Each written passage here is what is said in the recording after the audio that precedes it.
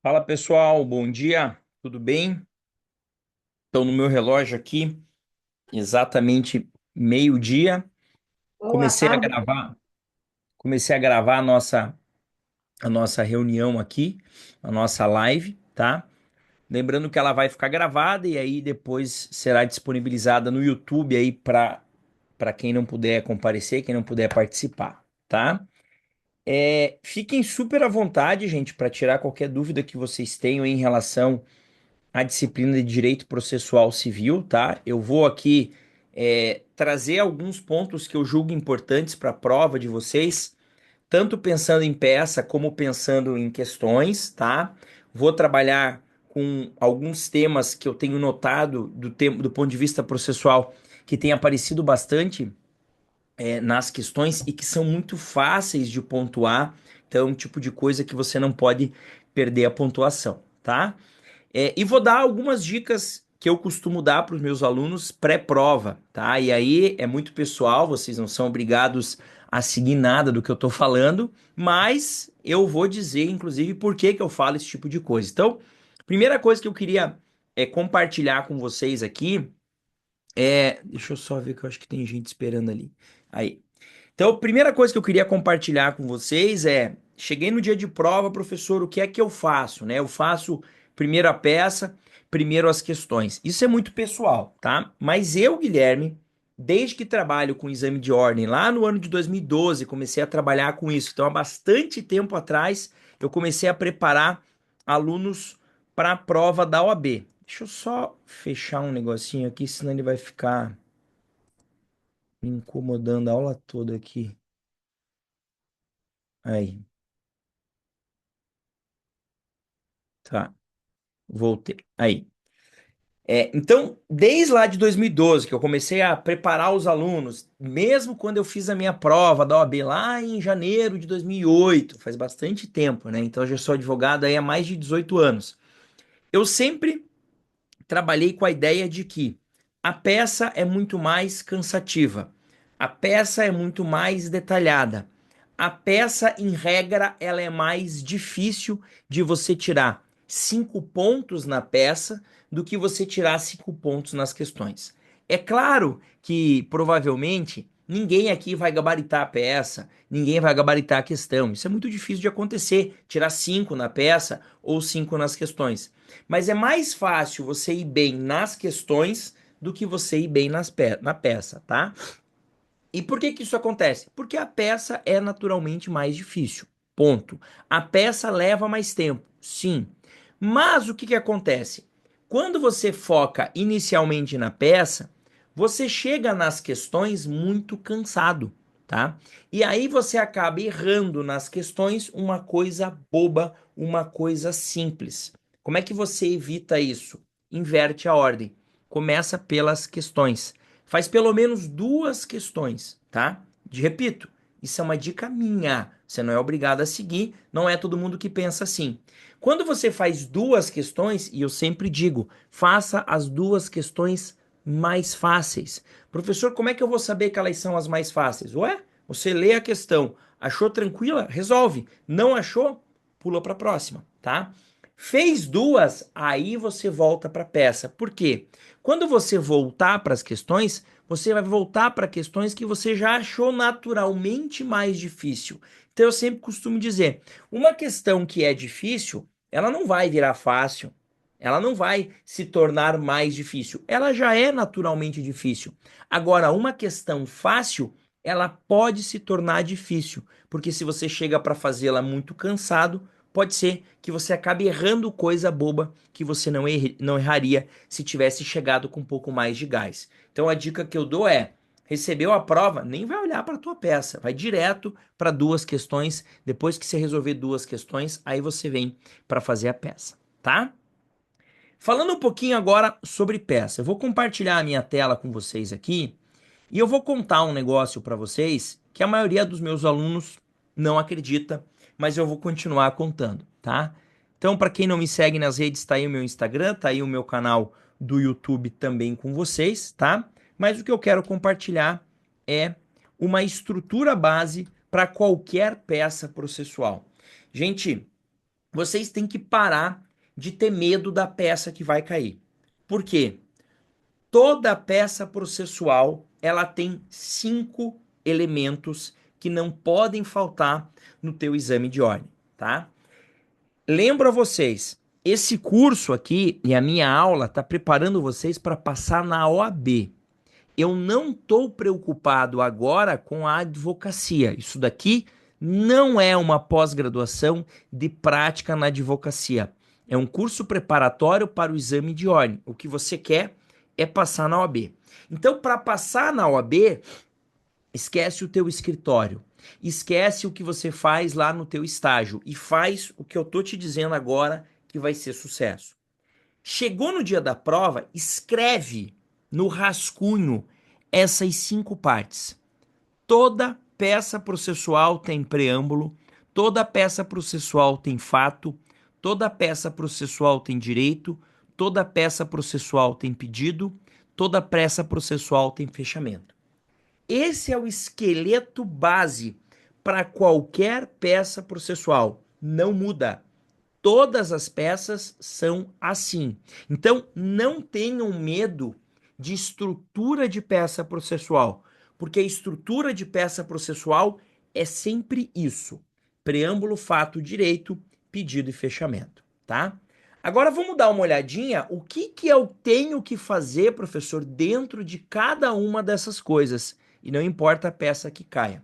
Então, primeira coisa, preâmbulo. O que que vai ter no preâmbulo? Aqui é importante. Quando eu penso em preâmbulo, eu penso em tudo aquilo que precisa ter na minha petição, mas que não tem a ver com os meus pedidos. Como assim, professor? Imagine que uma pessoa vá ao judiciário porque ela sofreu um acidente de trânsito e, em razão desse acidente de trânsito, ela sofreu danos. E o que ela quer é uma indenização pelos danos que ela sofreu. Beleza. Se eu pegar um microfone e perguntar para essa pessoa: Pessoa, João, por que que você está indo no judiciário? Ah, porque eu sofri um acidente de trânsito, sofri lá muitos danos, me machuquei, tive que ir pro hospital, fiquei internado, pô, sofri muito com isso tudo, e agora eu quero uma indenização por todo esse tratamento que eu preciso pagar e também por dano moral. Beleza. Você vai ao judiciário porque aconteceu algo com você e porque você quer alguma coisa. Legal.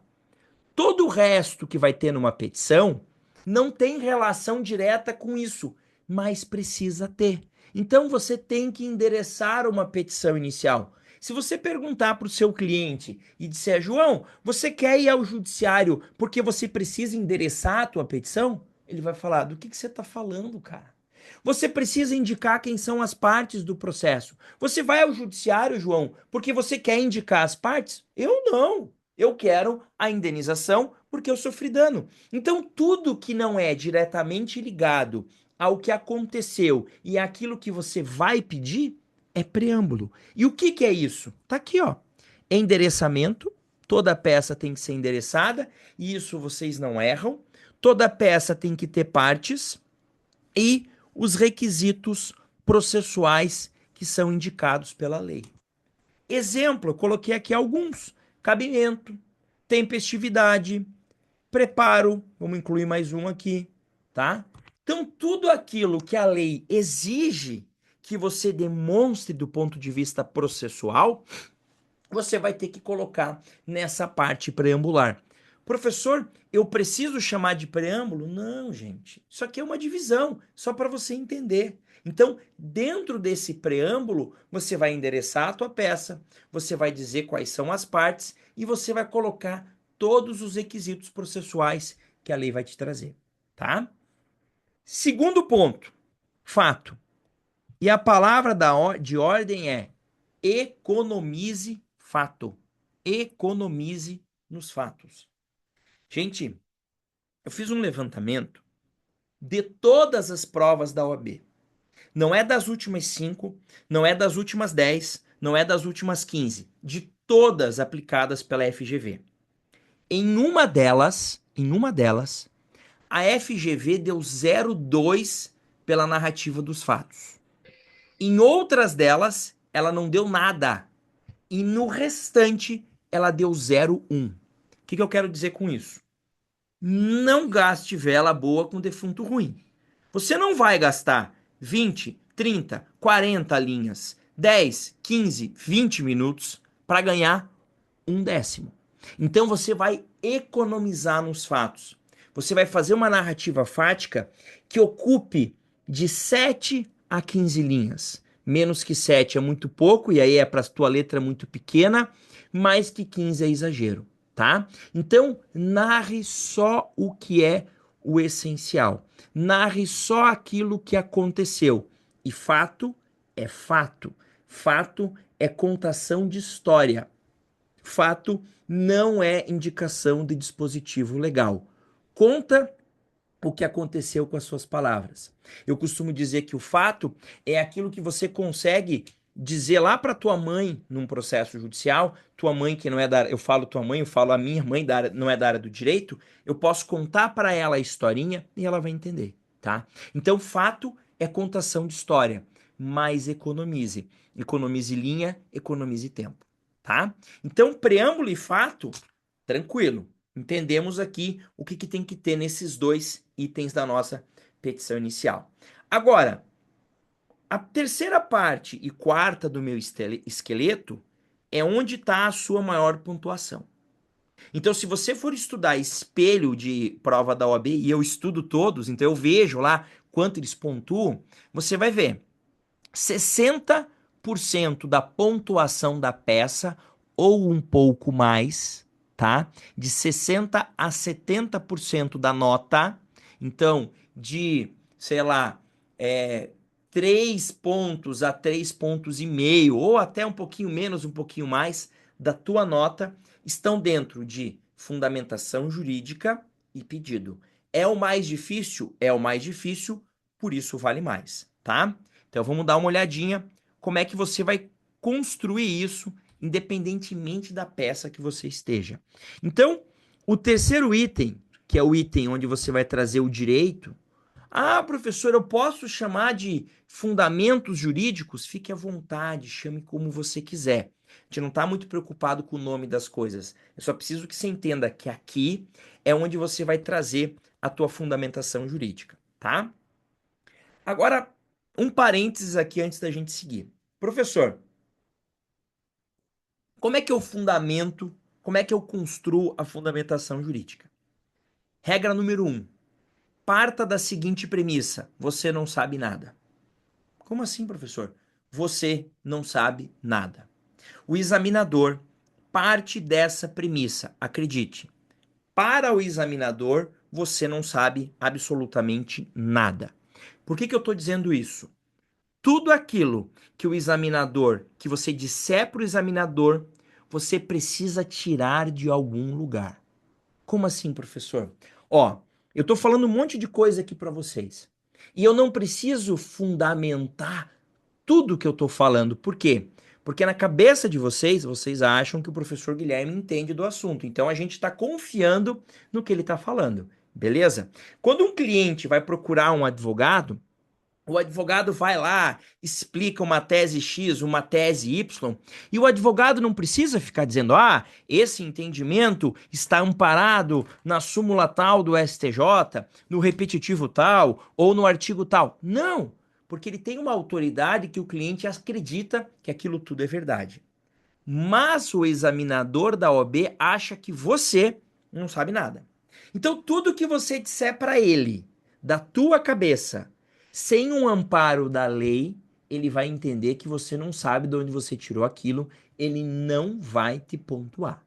Então, dica para construir a tese: você tem que fazer a busca dos dispositivos legais que são importantes para o teu caso. Quando eu digo dispositivos legais aqui, olhe para os dispositivos de lei e também para as súmulas, tá? Que súmulas, professor? Principalmente as súmulas do STJ. Por quê? Porque são as súmulas de direito infraconstitucional que nos interessam. E os dispositivos legais, professor? Gente, as teses de vocês, elas estarão basicamente em três grandes leis: o Código Civil, o Código de Processo Civil e o Código de Defesa do Consumidor. Eventualmente, uma lei esparsa, por exemplo, a lei de alimentos, por exemplo, a lei de locações, mas a grande busca de dispositivos legais que vai fundamentar a pretensão de vocês será sempre, basicamente, nesses três diplomas: Código Civil, Código de Defesa do Consumidor e o Código de Processo Civil, tá? Então, primeira coisa, eu acho os dispositivos. E aqui é a cereja do bolo. Aqui é o pulo do gato. Quando você acha um dispositivo que você entende, você interpretou aquele dispositivo e você entende que aquele dispositivo se adequa ao seu caso, o que é que você tem que fazer? Você tem que criar um tópico, criar um título para aquele tópico. Então, por exemplo, você foi lá, deixa eu pegar aqui o meu Vadimeco, onde é que ele está aqui na minha baguncinha. Você foi lá, abriu o Código Civil, é uma situação de responsabilidade civil, um tema clássico na segunda fase da OAB. Aí você acha lá um artigo 944. Professor, achei o 944 aqui, dei uma buscada no índice alfabético remissivo, encontrei como fundamentar o tamanho do dano que eu sofri, ou o tamanho da indenização, melhor dizendo. O 944 ele fala assim, ó, a indenização mede-se pela extensão do dano. Beleza. Professor, o que isso quer dizer? Bom, isso quer dizer que o tamanho da indenização está relacionado ao tamanho do dano. Então, se o teu dano foi 10, a indenização é 10. Se o teu dano é 30, a indenização é 30. Beleza. Tá, professor. Então, o que que esse artigo quer dizer? Eu devolvo a pergunta para você. Do que ele trata? Ah, ele trata do tamanho do dano, do valor do dano. Isso. Então, você vai abrir um tópico do valor do dano. E aí você vai abrir um tópico e explicar como é que você está chegando no valor do dano que você está pedindo. Olha, o meu cliente ele sofreu um dano no seu veículo que, conforme os orçamentos, é um dano de 30 mil reais. Assim, o dever de indenizar será de 30 mil reais, nos termos do artigo 944. Por quê? Porque o artigo 944 diz que é o tamanho da indenização tem relação com o tamanho do dano. O que que eu fiz aqui, professor, quando eu criei esse tópico? Primeira coisa, quando eu criei esse tópico, gente, primeiro, eu separei eu compartimentei, não sei se existe essa palavra, o tema. Como assim? Eu não vou ficar viajando. Como assim? Imagina estar conversando com uma pessoa e diz assim: me conte o que você fez ontem. Aí ele começa. Ah, eu acordei, aí eu escovei o dente, depois eu fui tomar café, aí eu almocei. Então, mas aí na hora do café, uma coisa legal que aconteceu é que eu sentei com meu filho, fiz um chocolate quente pra ele lá, ele adorou, aí minha esposa pediu um ovo, aí na hora do almoço, calma, cara, tá uma confusão isso aí. Me conta em ordem o que aconteceu. Pois é, então vamos fazer diferente. Me conta o que você fez logo ao acordar, antes de tomar o café da manhã.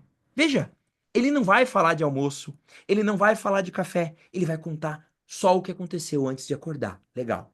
Agora que você terminou isso, me conta, o que é que você comeu no café da manhã? Ele vai te contar só o que comeu no café da manhã. Ele não vai te falar de almoço, ele não vai te falar de janta. Então, cuidado. Quando você cria tópicos no direito, o que que você faz?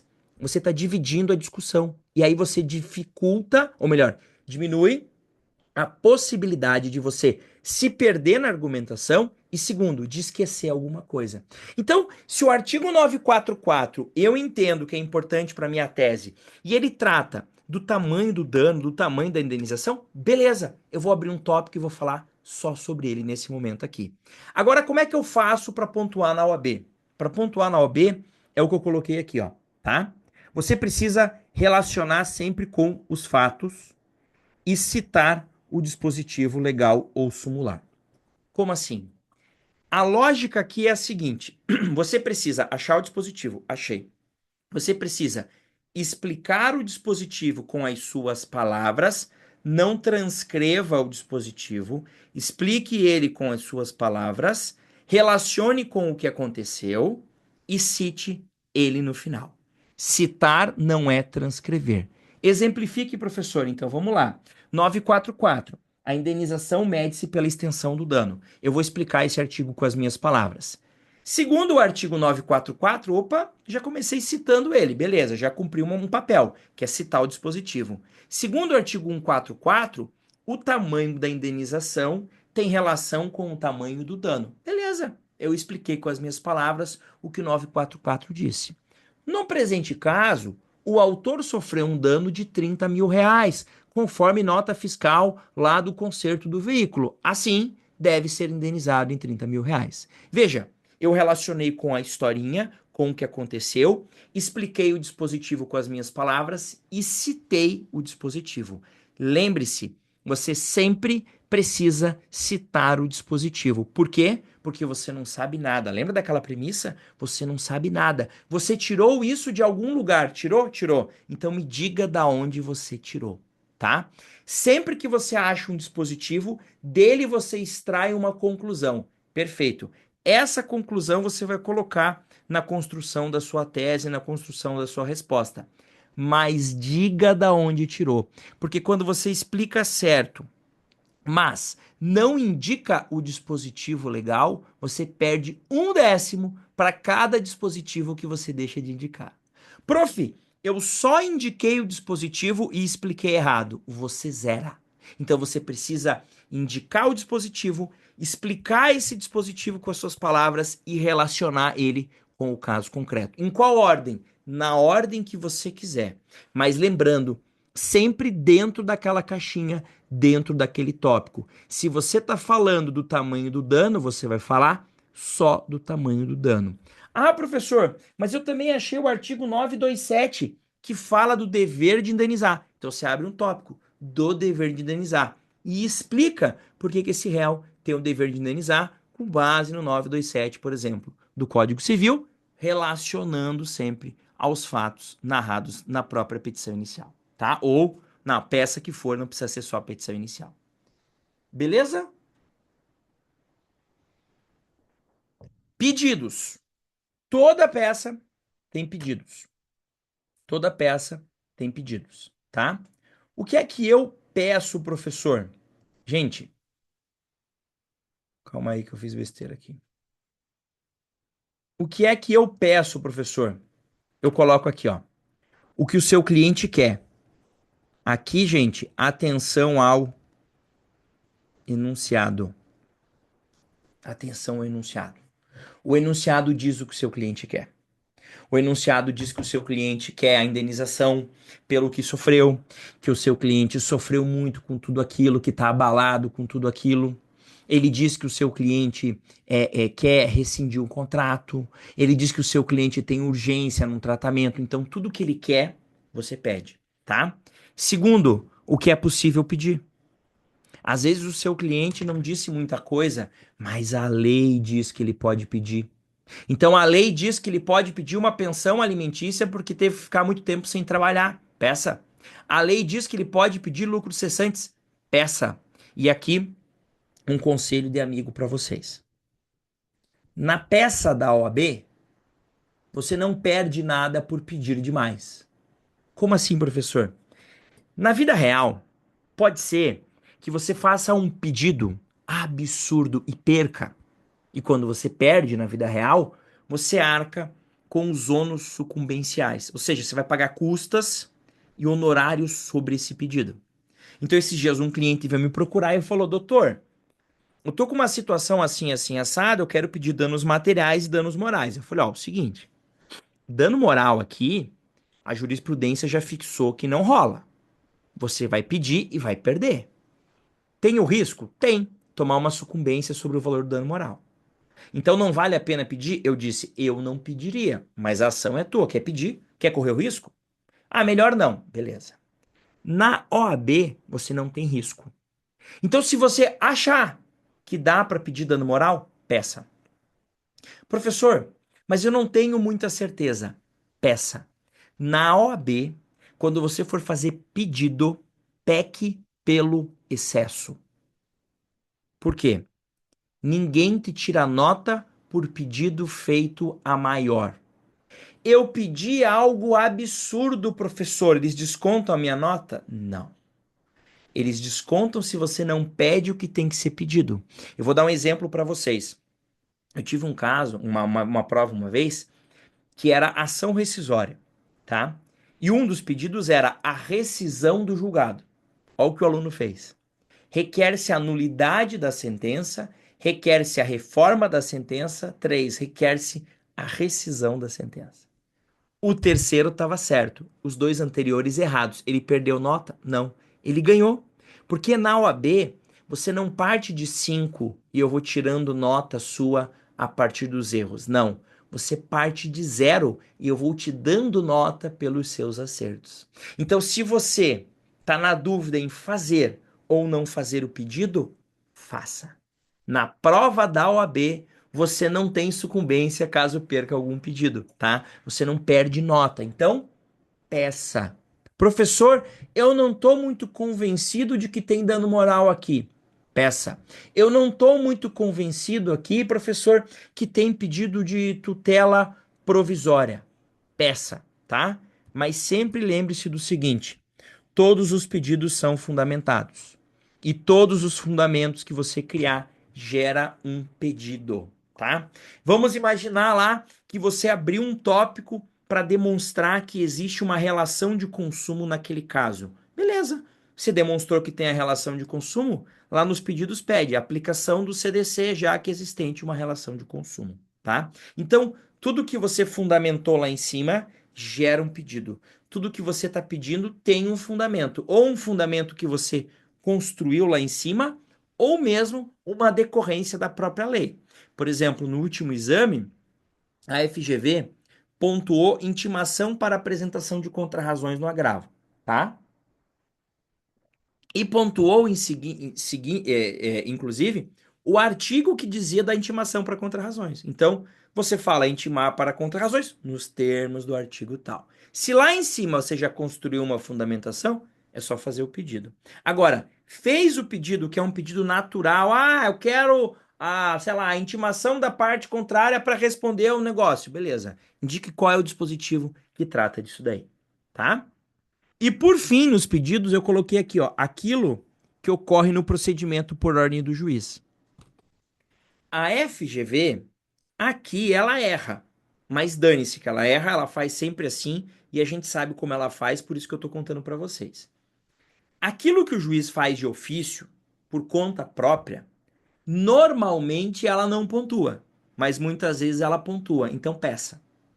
Professor, a lei diz que lá nos embargos à execução, a parte contrária será intimada para apresentar impugnação aos embargos. Eu sei que a lei diz. Peça para fazer, tá? Então, tudo aquilo que a lei diz que vai acontecer, que o juiz vai mandar, que o juiz vai determinar, peça para ele fazer. Peque pelo excesso. Muitas vezes você vai perder uma nota se não pedir e nem sabe por que está pedindo, tá? E o fechamento, professor? O fechamento é o local e a data, advogado e OAB, tá? Cuidado com prazo. Tem peças que exigem prazo e que exigem que você protocole no último dia do prazo, e aí você tem que contar o prazinho na hora lá e tem que indicar como data esse último dia, tá? E cuidado aqui, pelo amor de Deus, para não identificar nada, né? Coloca advogado OAB, 3 pontinhos. Não vai querer pôr o nome de alguém aí, não vai querer pôr um número de ordem aqui que você vai zerar, você vai ser eliminado da prova, tá? Beleza? Deem sinal de vida aí, gente. Estão gostando, não estão? Estão entendendo? Dúvidas?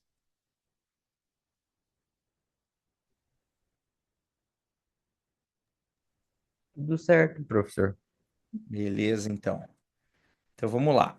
Então agora vamos falar um pouquinho da minha aposta, tá? Gente, aposta é aposta, tá? Aposta não quer dizer que eu vou acertar. Por sorte, é sorte, eu acertei nos últimos 3 exames consecutivos, né? Alguns outros para trás também, mas nos últimos 3, quando caiu contestação, apelação e agravo, eu acertei os 3 e cravei as 3 apostas como as apostas, né? Eu não faço igual alguns professores que apostam em 30 peças. Aí, no dia que cai a peça, ele apaga os 29 posts das outras e deixa só a que ele acertou. Não, eu faço uma aposta. Então, a minha primeira aposta, se eu tivesse 100 fichas na mão, eu colocaria 70 fichas em embargos à execução, tá? E as outras 30, professor, colocaria 15 em procedimento especial, inicial de especial, e 15 inicial de procedimento comum, tá? Mas a minha aposta é embargos à execução.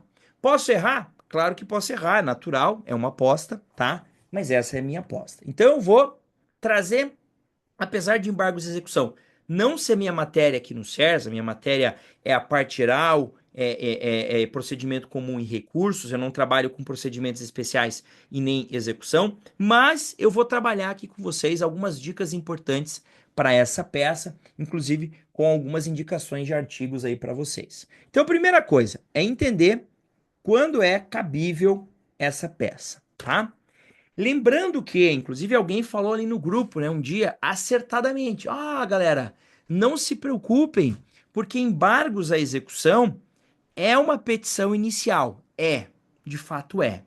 Mas é uma petição inicial para se defender. Então, é como se eu pegasse uma inicial e misturasse com uma contestação, isso é os embargos à execução. É isso? É isso, tá? Então é uma peça difícil? Não. É uma petição inicial que teu objetivo não é ganhar nada, basicamente. O teu objetivo é deixar de perder. Então é uma inicial onde você se defende. É uma inicial com cara de inicial, jeitinho de andar de inicial, mas com um coração de contestação, digamos assim. Com alma de contestação, tá? Quando vai ser cabível? Cuidado. Embargos à execução vai ser cabível quando o seu cliente for réu num processo de execução, tá? O que que é réu? Executado, devedor num processo de execução. Cuidado. Não é numa fase de cumprimento de sentença, é num processo de execução. Aquele processo de execução que o seu cliente é citado para pagar a dívida em 3 dias, tá?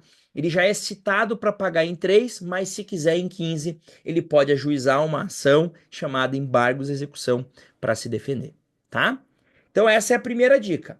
Cabível quando o meu cliente for réu num processo de execução. Lembrando que esse réu em processo de execução normalmente é chamado de executado, tá?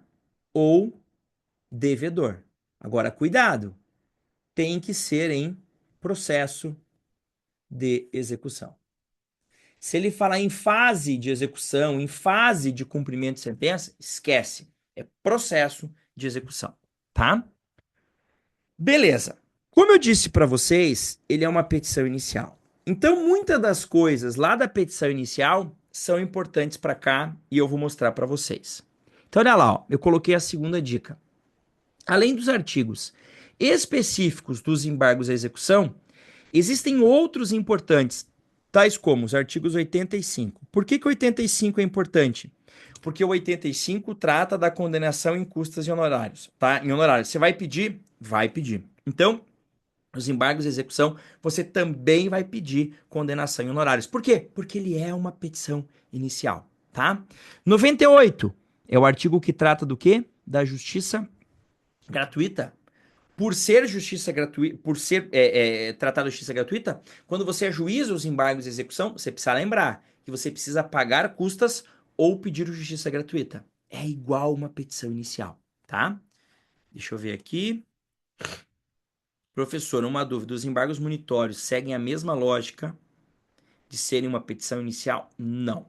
Os embargos monitórios, Kaique, eles são iguais, praticamente iguais, com algumas particularidades que estão lá no artigo 702, tá? Do CPC, da contestação. É a mesma coisa que a contestação, é nos próprios autos, tá? A diferença é que você pode conseguir um efeito, ele tem efeito suspensivo automático, melhor dizendo, e o nome é embargos monitórios. Mas se você fizer uma contestação e chamar ele de embargos monitórios, vai dar boa igual, tá? Porque ele é exatamente igual. Ele não é uma petição inicial como são os embargos à execução, tá? O 300, por que que é importante? Porque quando você tem embargos à execução, você não tem, olha, preste atenção, efeito suspensivo automático. Você tem que pedir. E o artigo 919, que fala do efeito suspensivo, a gente já vai falar sobre ele vai dizer que os requisitos são os mesmos da tutela provisória. Então você precisa lembrar deles. E eles estão lá no 300, quando eu penso em tutela provisória de urgência, tá? 319 e 320. Gente, eu sempre digo, 319, 320 é o arroz e o feijão da petição inicial. Então, se a tua peça é uma petição inicial, você sempre, sempre, sempre, sempre, sempre tem que partir do 319 e 320. Então, tudo que tem lá, basicamente, vai ter aqui também, tá? A única coisa que se discute se vai ter lá, aqui ou não, é a questão da audiência de conciliação ou mediação. Agora, e o que que eu faço no OAB? O que você quiser. Se você disser que não tem interesse na audiência, que tem interesse, que não se opõe à realização, tá tudo certo. Por quê? Eles nunca pontuam essa questão da audiência de conciliação e mediação, tá? Então, fiquem tranquilos, podem seguir o 319 e 320 na hora de elaborar a petição, tá? Por que que o 337 é importante? Porque aqui ele traz as preliminares que são alegadas na contestação. E isso tudo pode ser alegado em embargos à execução. Então, para você não esquecer. E o 1048 é um artigo que trata da prioridade de tramitação. Por exemplo, o seu cliente é idoso, o seu cliente é portador de uma doença grave, tá? Nesses casos, tem prioridade de tramitação. Você pode pedir numa inicial normal, pode também pedir numa inicial de embargos à execução, tá? Ah, professor, e os artigos dos embargos? Gente, olha o que eu disse. Além dos artigos específicos dos embargos. O que eu quero dizer é que, além de olhar lá do 914 até o 919 ou 20 do CPC, você tem que olhar para esses daqui também, porque esses daqui também vão poder ser úteis na hora da prova, caso caia embargos à execução, tá? Terceira dica. Essa dica é a matadora. Vocês, naturalmente, não é vocês, só vocês aqui, tá, gente? São vários. Professor, aqui temos que falar da tempestividade? Eu é que te devolvo a pergunta. Qual que é a estrutura de qualquer peça processual? Qualquer peça processual tem que ter preâmbulo, tem que ter fato, tem que ter direito, tem que ter pedido, tem que ter fechamento. O que que é o preâmbulo? Endereçamento, partes e requisitos processuais. A lei exige prazo? Exige, então você tem que falar de prazo, tempestividade, tá? Então, tudo aquilo que a lei exige como um requisito processual, você tem que trabalhar, tá? Lembrando sempre daquela estrutura, lá no preâmbulo, qualquer requisito processual vai ser trazido também, tá? Agora vamos entender por que que essas particularidades dos embargos à execução, aqueles pedidos, aqueles fundamentos que você não pode esquecer, digamos, aquilo que tornam os embargos à execução diferentes de uma petição inicial comum, ou não diferentes, mas que colocam um tempero a mais. E é aqui que vocês patinam, porque vocês falam assim: ah, professor, eu tenho medo de esquecer. Eu vi que alguém colocou no grupo lá. Eu tenho medo de esquecer, por exemplo, de pedir distribuição por dependência. Eu tenho medo de esquecer de pedir o efeito suspensivo. E aí eu vou dizer um negócio agora que talvez vocês não gostem, tá? Mas eu vou dizer. Porque eu não tô aqui para agradar ninguém, eu tô aqui para ajudar vocês a passar.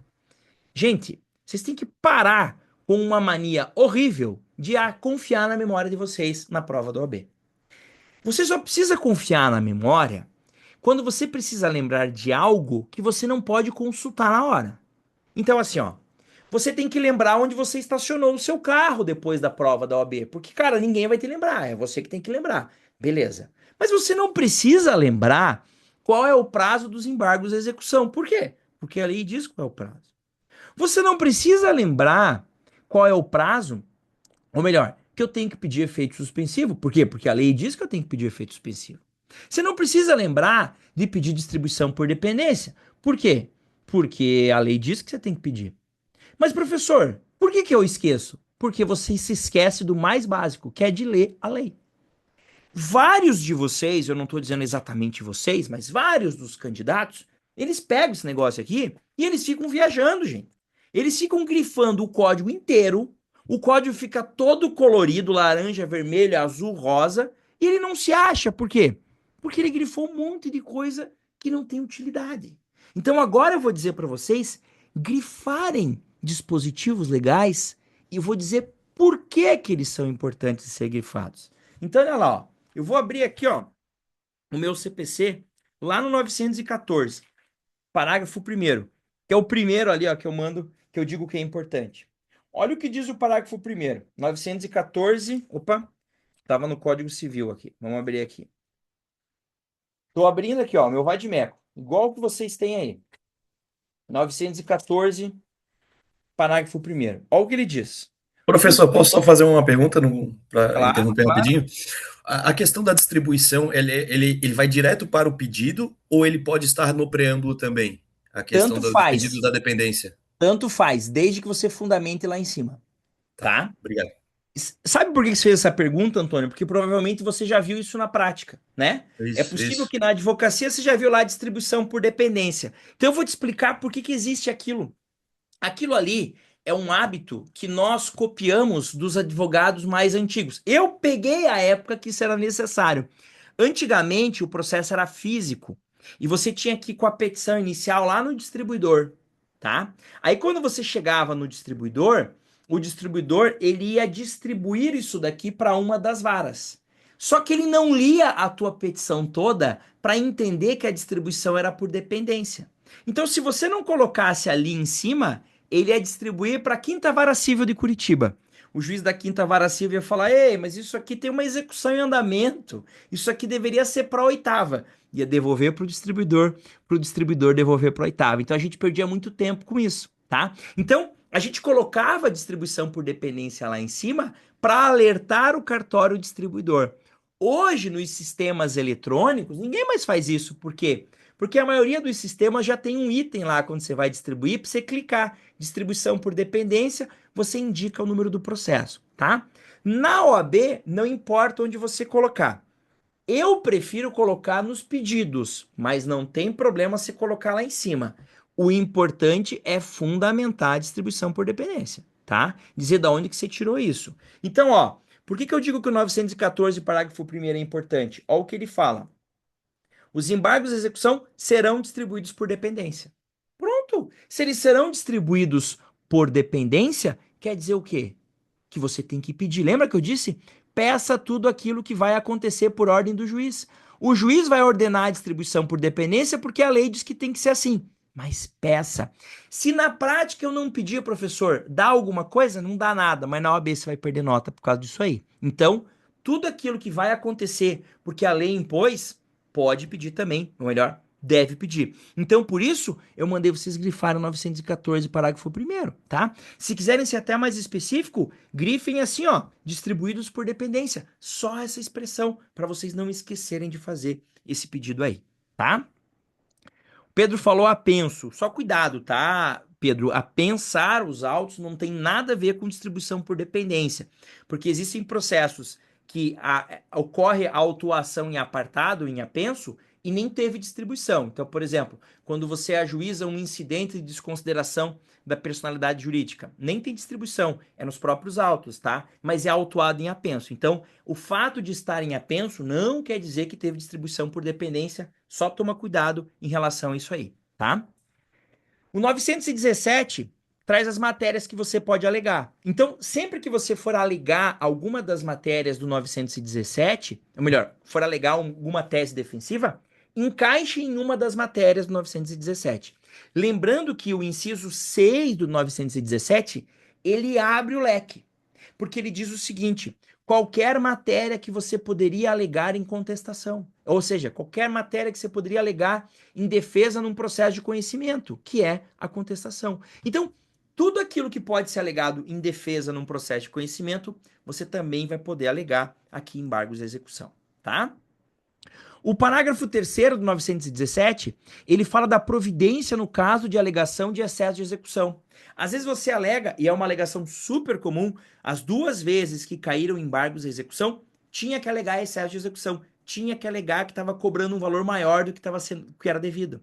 Nesses casos, é dever do executado, do embargante, dizer qual então é o valor devido e mencionar a juntada da planilha.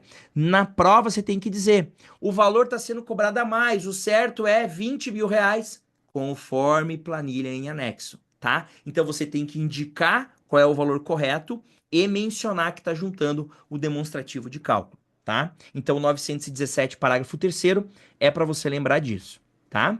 O parágrafo 1º do 919, para lembrar do pedido de efeito suspensivo. Ah, professor, eu não sei se tem os elementos. Peça, sempre peça efeito suspensivo em embargos de execução. Sempre, sempre, sempre. Não tem risco de nada, tá? Então, imagine, se você não suspender, a execução vai prosseguir. Então, sempre peça. E o 920, inciso 1º, é o que vai tratar ali da intimação para contraditório. Então, tudo aquilo que aparentemente é pedido específico, é fundamento específico dos embargos, estão na lei, nesses dispositivos aqui que eu trouxe para vocês, tá? Alguém perguntou alguma coisa aqui? Deixa eu ver. Cabe embargos de execução em uma execução de alimentos? Eu te devolvo a pergunta, Michele. Que execução de alimentos? É uma execução de título extrajudicial? Se a resposta for sim, sim. Se a resposta for não, for uma execução baseada numa sentença, aí é um caso de cumprimento de sentença e a defesa é impugnação ao cumprimento de sentença, tá? Então, se é judicial, não. Lembra? Para ser tem que ser um processo de execução. Se é um processo de execução, cabe embargo. Se é um cumprimento de sentença, caberá impugnação ao cumprimento de sentença, tá? Professor, Diga. sobre o prazo, eu conto a partir da citação naqueles 3 dias para pagar, não é isso? Não entendi sua pergunta. Lá na tempestividade, eu vou colocar que o prazo ele começa a contar após a citação Da e não juntada, já, da juntada do instrumento citatório, conforme a lei diz lá. Ó, isso, quer ver, ó? contando aqueles 3 dias, né? Não, ó, por isso que eu digo, vocês não têm que adivinhar, vocês têm que ler. Ó o que diz lá, ó. É o executado independente de penhora, tá. Os embargos, a execução, cadê? 915. Os embargos serão oferecidos no prazo de 15 dias, contados, conforme o caso, na forma do 231. O 231 lá do código, ele vai dizer como é que se conta. Então, por exemplo, foi citado por oficial de justiça. Mandado foi juntado hoje, amanhã começa a contar os meus 3 dias e amanhã começa a contar os meus 15 dias, tá? É sempre na forma do 231. Gente, essa é outra coisa que vocês não podem bobear. O código mencionou um dispositivo de lei, vocês têm que ler o dispositivo de lei. Então, se ele está dizendo que é na forma do 231, precisa voltar lá para o 231 e ver, tá? Mas a regra é básica. Foi citado, juntou um instrumento de citação num dia, no dia útil seguinte começa a contagem do prazo, no caso aqui já começa a contagem dos 15 dias, tá? Beleza, Érica? Sim. Então tá. E aí, a quarta e quinta dicas, bem simples, mas que não dá para perder nota com isso. Endereçamento dos embargos. Você endereça como regra para onde está tramitando a execução, tá? Então se liga nisso. Não é aquele endereçamento geral que você faz de petição inicial, onde tramita a execução, você endereça para lá, tá? E o valor da causa nos embargos à execução, esse aqui é o que gera mais dúvida, tá? Então prestem atenção. Tem gente que diz assim: o valor dos embargos é igual ao valor da execução. Cuidado, isso não é 100% verdade. O que é embargar a execução? Vamos trazer essa palavra embargos, tá? Para o dia a dia. Quando eu digo assim, ó, que eu estou embargando uma obra, o que eu estou fazendo com essa obra?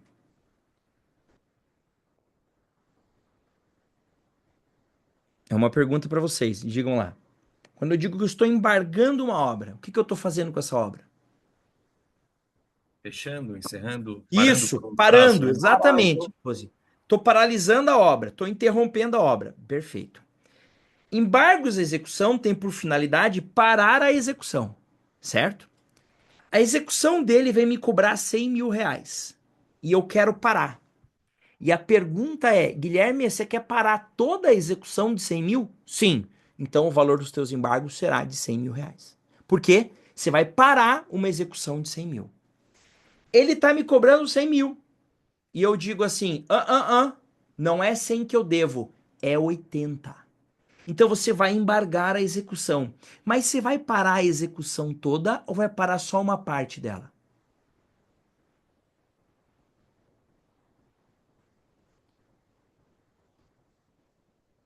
Só uma parte, né? Só uma parte. Isso. Mas que parte? Ué, se você me disse que deve 80, quer dizer que o 80 vai continuar. Você vai parar o 20. 20. Você está discutindo o 20, valor da causa dos embargos, 20 mil reais. Então, o valor da causa dos embargos será igual ao da execução, claro, atualizado, desde que a execução seja sobre todo. Agora, os embargos seja sobre toda a dívida. Então, eu quero dizer que eu nunca assinei esse contrato. Opa, então, eu não quero pagar nada, beleza. O valor da causa vai ser igual. Agora, eu quero parar só uma parte, o resto vai continuar. Então, meu valor é somente sobre a parte que eu quero impugnar. Se eu digo que eu devo 80, a discussão vai ser sobre os 20. Porque ele diz que eu devo 100. Eu digo que devo 80. Tem uma diferença aí de 20 mil. Esse 20 mil é que vai ser o valor da causa nos embargos. Tá? E cuidado com o seguinte: o valor da causa em qualquer petição inicial, e é igual nos embargos, ele não é uma expressão monetária, tá, gente? Não é, o valor é igual a isso menos aquilo. Não, é um valor. RS cifrão e o valor. Você tem que fazer esse cálculo antes de colocar lá, tá? Dúvidas aqui?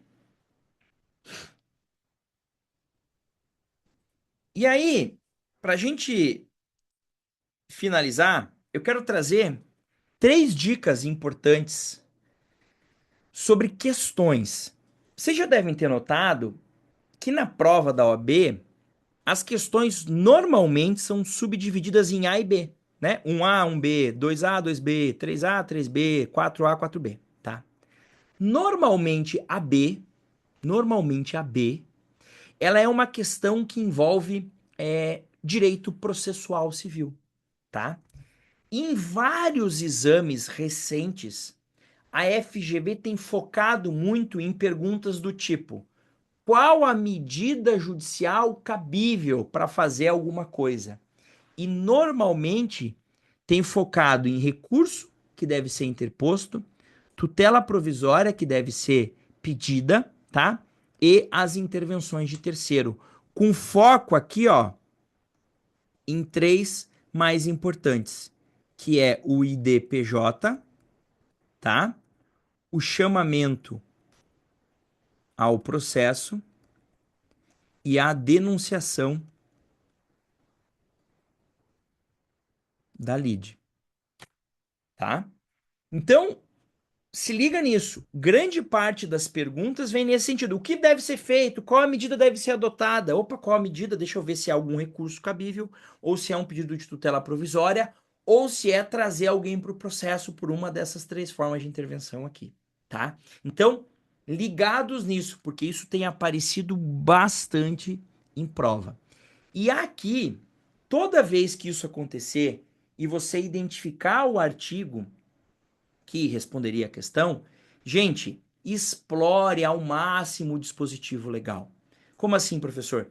Eu achei o dispositivo legal. Vamos imaginar lá, teve um caso aí recente, que era um caso de que cabia embargos à execução, tá? Embargo de declaração, desculpa.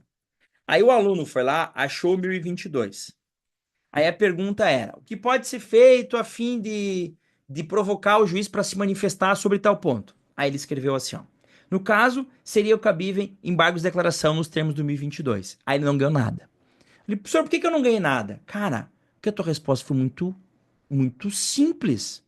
Você precisa aprofundar um pouquinho mais. Então você tem que olhar. O 1022 diz o seguinte: cabe embargo de declaração contra qualquer decisão judicial para 1. Esclarecer a obscuridade ou eliminar a contradição. Era o teu caso? Não. Meu caso era suprir a omissão. Então você tem que explicar. No presente caso, a decisão é omissa. Em razão da omissão, o recurso cabível é embargo de declaração nos termos do 1022. Então, explore. A partir do momento que você achou o dispositivo, não dê uma resposta tão atravessada assim, tão direta. Você tem que responder objetivamente, mas explica um pouco melhor da onde que você está fazendo aquele raciocínio ali, né? O que seria possível pedir? Uma tela provisória de urgência. Não, mas explica. Os requisitos da tela provisória de urgência são esse e esse, lá do artigo 300. Explica por que que, no caso, esses dispositivos estão sendo, digamos, contemplados com o caso que está sendo tratado, tá? Então, nunca dê uma resposta tão objetiva, tão direta. Se você achou o dispositivo, explore o dispositivo. E cuidado, não fique em cima do muro, tá? Se a pergunta é qual a medida, nunca responda assim. Caso haja omissão, a medida seria embargo de declaração. Não. Você tem que afirmar que houve uma omissão se de fato houve, e por essa razão afirmar que cabe os embargos de declaração, tá? Professor, por gentileza, vi que citou o 337. É comum parecer para alegarmos preliminares dessa peça, porque não aparece nas iniciais, né? Não aparece inicial, porque preliminar é argumento de defesa, mas é aquilo que eu falei. Embargos à execução é uma peça inicial, uma petição inicial, mas que o objetivo é se defender de uma execução. Então, por exemplo, vamos imaginar que a parte seja ilegítima. Você vai poder alegar aqui. Vamos imaginar que há erro no valor da causa. Você vai poder alegar aqui. Então, todas as preliminares, todas as defesas processuais que você usaria numa contestação, você também vai poder usar aqui. E mais do que isso, não precisa nem decorar. O 917, ele diz isso. 917, ele diz lá, ó. Se você olhar lá pro 917, ele fala assim, ó. Quer ver, ó? No inciso 6, né? O executado poderá alegar qualquer matéria que lhe seria lícito deduzir como defesa em processo de conhecimento. Então, no processo de conhecimento, ele pode alegar as preliminares. Então, como qualquer matéria que eu possa alegar no processo de conhecimento, eu posso alegar aqui, eu também vou trazer nos embargos, tá? Por isso que eu destaquei o 337, porque ali tem uma relação de defesas processuais e normalmente uma daquelas aparece, tá? Por exemplo, o autor teve o benefício da justiça gratuita deferido lá na execução. Você pode impugnar aqui. O autor errou o valor da causa. Você pode impugnar aqui, tá? Então, qualquer matéria de defesa pode ser trazida aqui também. E lembre-se, tudo que vocês indicarem, digam da onde vocês tiraram, tá? Nunca tirem só da cabeça. Ah, eu sei isso porque eu sei. Você sabe isso porque está em algum lugar. Então, indica de onde aquilo tá. Tá bom? Gente, era isso que eu tinha para conversar com vocês nessa horinha aqui que eu separei para vocês. Se tiverem alguma dúvida. Professor, sobre a anotação de Vademecum, aproveitando o gancho, no artigo Aham. 917, eu consigo fazer uma referência e escrever artigo 337 para jogar para o recurso? Ô, Antônio, não há nada no edital da OAB que proíba isso, tá? Inclusive, eu digo para fazer isso em alguns casos, só que tem muito aluno que fala assim: ah, professor, na hora o fiscal encasquetou comigo e mandou eu apagar. Isso, infelizmente, acontece. Então, o que que eu recomendo? Quer fazer, faz a lápis, tá? Fiscal encheu o saco na hora, apaga. Deixa uma borracha lá dentro do estojo, leva uma borracha no bolso. Porque tem fiscal que fala, essa anotação não pode. Aí você vai lá e apaga e resolve, tá? Quando Uhum. você faz a caneta, fica uma bagunça. Mas tecnicamente, não tem nada de proibido nisso, tá? Que fique claro. Eu jamais indicaria para vocês algo proibido. O edital proíbe remissões que estruturem uma peça processual. Ninguém está estruturando nada aqui. É só para você lembrar de uma possibilidade de defesa.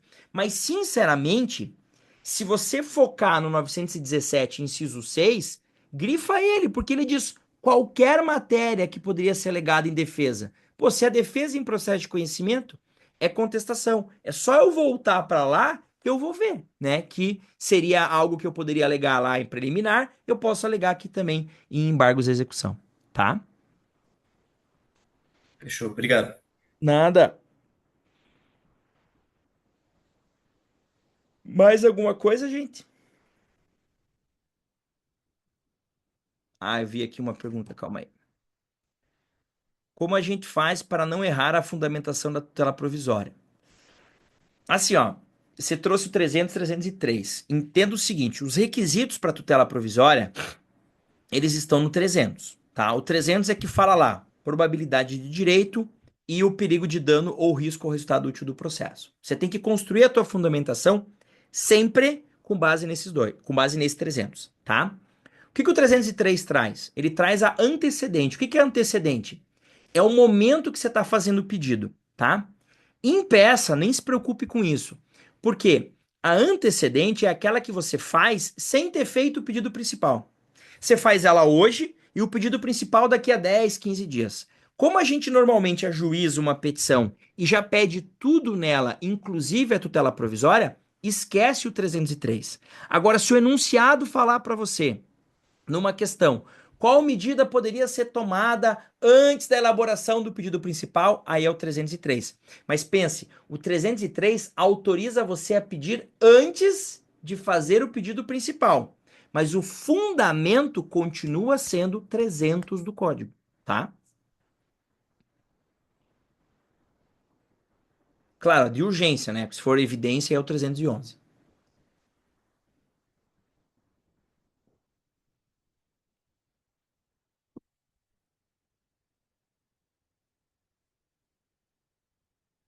Beleza, então, gente?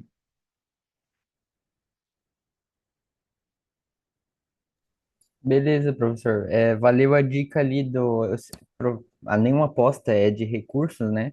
Mas eu sempre tinha Eu essa não aposto em dúvida recurso.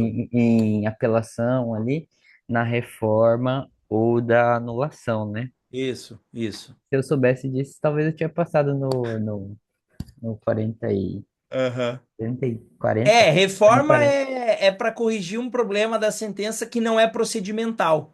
Quando é procedimental, violou uma regra de procedimento, você pede a nulidade dela, tá? Mas eu sinceramente não aposto em recurso, porque historicamente a gente nunca teve dois recursos em sequência. Então, assim, não vejo. Não vejo. Até porque a gente já teve, quer dizer, três recursos em sequência, né? Porque a gente teve aí. Não, a gente teve apelação, contestação e agravo, né? A gente nunca teve logo na sequência um outro recurso. Então, eu particularmente não apostaria, tá? Obrigado, Juliana. Valeu então, gente. Obrigado, Milena. Boa prova Valeu, para professor. vocês aí, Obrigado. gente. Tamo junto, vão com fé que vai dar boa. Obrigada. Obrigada, professor. Valeu. O Valeu, material professor. vai ser Um abraço. disponibilizado no grupo? Eu gravei aqui. Você diz o material ou a aula? O slide? Ah, o slide eu já mando lá no grupo. Já mando agora já. Tá bom. Tá bom? Valeu. Obrigada.